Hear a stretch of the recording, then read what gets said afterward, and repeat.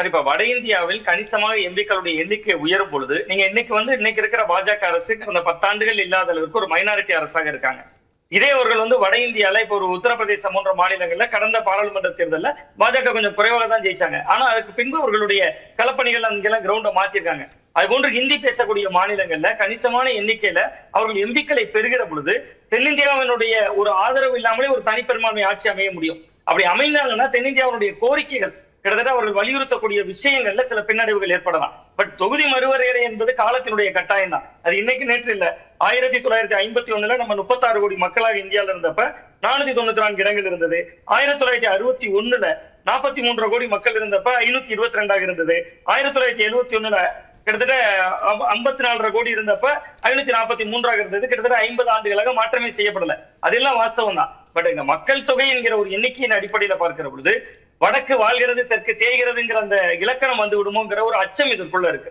நீங்க மத்தபடி திமுக புலம்பல் எவ்வளவு காலம் சொல்லிட்டு இருப்பீங்க?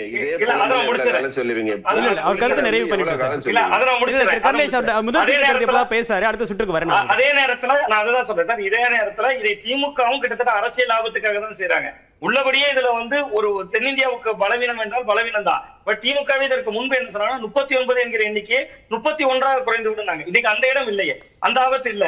39 31 அவர்களே இன்னைக்கு கூட திமுக அபிஷியல் வெப்சைட்ல கொஞ்சம் முன்னாடி வருகிற பொழுது கூட பார்த்தேன். அது தொடர்பான ஒரு கட்டுரை இருக்கிறது.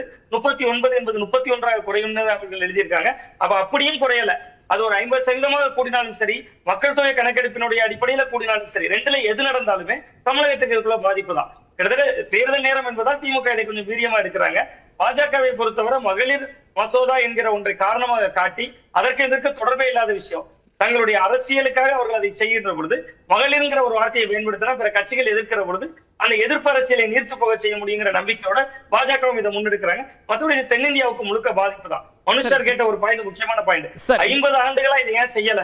கிட்டத்தட்ட அதற்கு முன்பு இருந்த இந்திரா காந்தி அவர்களோ வாஜ்பாய் அவர்களோ ஏன் இதை செய்யல அப்படிங்கிற இடம் ரொம்ப முக்கியமான இடம். ஒரு மாநிலங்களுடைய பிரதிநிதித்துவம் 15 வருஷம் திமுக ஆட்சியில இருந்தாங்களே, ஏன் செய்யல? 15 வருஷம் திமுக ஆட்சியில இருந்தாங்கல்ல, அவங்களும் இருந்தாங்கல்ல அமைச்சரவையில, அப்ப ஏன் செய்யல?